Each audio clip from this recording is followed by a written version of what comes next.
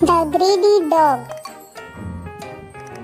Once there was a dog that was very hungry.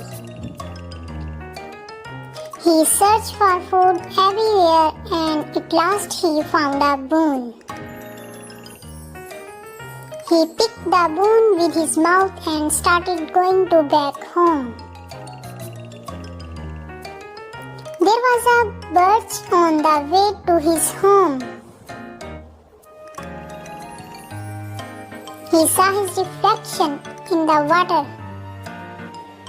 He thought that there was another dog with the bone in the water.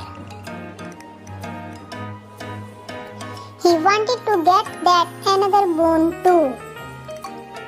So he started barking at his own reflection. His bone fell into the water as soon as he opened his mouth. The greedy dog lost his bone. Moral: do not be greedy.